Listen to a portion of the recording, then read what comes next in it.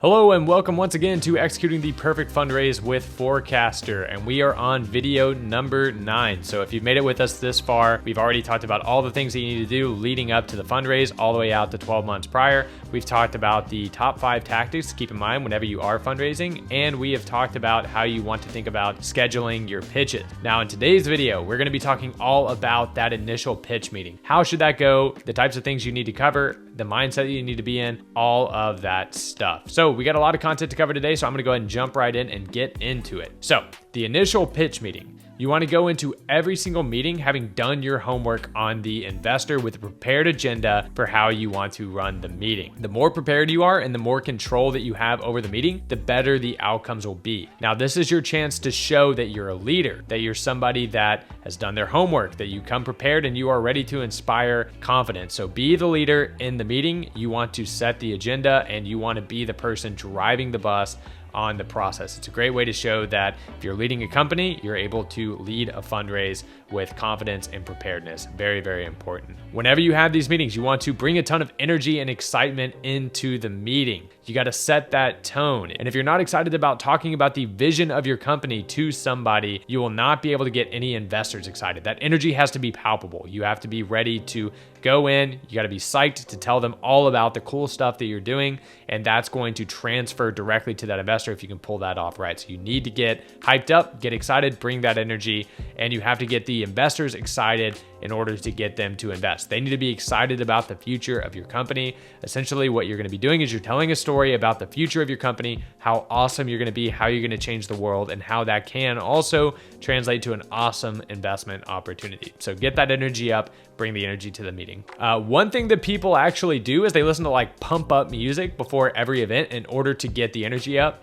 Some people will drink things with a lot of caffeine, some espresso or an energy drink, just do a cold plunge. I don't know, whatever works for you to get that energy up and to get your mood right for the pitch is going to be really important. This is one of the kind of inconvenient things about fundraising where your mindset really does matter. The mindset that you're in whenever you have the meeting is going to help with the outcome of the investment. So if you're in a bad mindset that day, you just got to do whatever you can to get into a good mindset. So just be prepared for that, think through it, and just try to get into an energetic, positive mindset. It's going to translate in the meeting. Whenever you have the meeting, don't try to be inauthentic, right? You want to be yourself, be your authentic self. Don't be somebody that you're not. Investors invest in people more than anything. They bet on jockeys. They invest in the people more than they invest in the business. And being yourself is not only going to lead to more investment, but it will lead to the right investors for you, which is going to be really, really great post-investment. If you get into bed with the wrong person and you find out that your personalities clash, that's going to paint a bad time in the future. You want to make sure that your actual authentic self really resonates and vibes with the person that is going to be writing you the check, because the investor-founder relationship is a marriage. It's something that's going to take place over a long period of time. So you just want to make sure that you're not putting on a false front and that you actually are being yourself whenever you go to pitch that investor.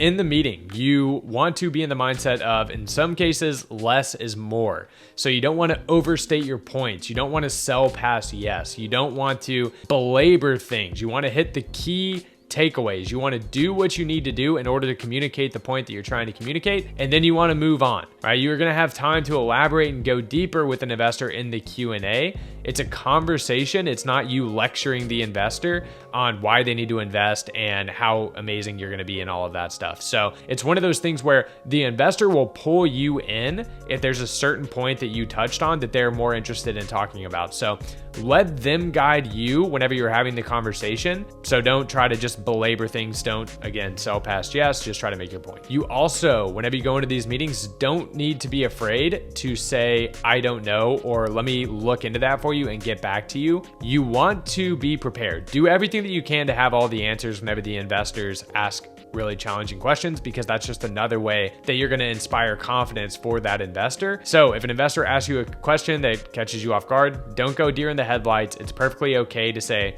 you know what? I don't actually have a great answer to that question right now. Let me sync up with my team and get back to you.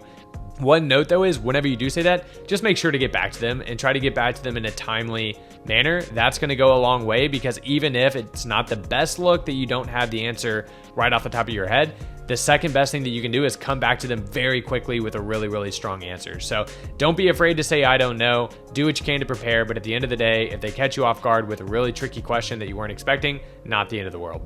During the meeting, you also want to watch the clock, and again, you are managing this meeting. So you need to make sure that you get through your pitch. You want to make sure that you leave plenty of time for Q&A with the investor, and you want to discuss clear and time-bound next steps that are going to be taking place after the meeting happens, whenever they're in that decision-making process. So the last thing that you want to have happen is you spend way too much time on rapport building. You only get maybe halfway through your pitch deck, and then all of a sudden the investor has to leave, you have to leave, and then you leave with no clear defined next steps. You didn't fully get to go into actually communicating your vision and pitching your company, and you've kind of got somewhat of a wasted meeting. So be on top of it, keep an eye on the clock, make sure that you're managing to the agenda that you set at the very beginning of the meeting. And again, just to double and triple tap on it, just do not leave the meeting without next steps defined. So if the next steps are to have a second meeting, make sure that you have that next meeting scheduled, or at least you have discussed the process that you want to follow to get that next meeting scheduled. If they want additional info, just make sure that you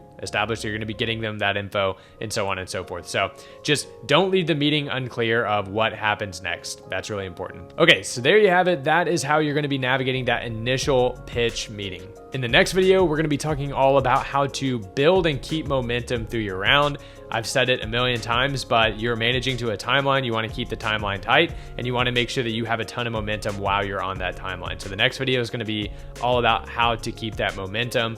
If there's something you wish I would have gone deeper on in this video, please leave it in the comments below. We can shoot follow-up content to help supplement this. And if you have anything valuable to add, go ahead and throw that in the comment section below too, and it helps us all learn from each other.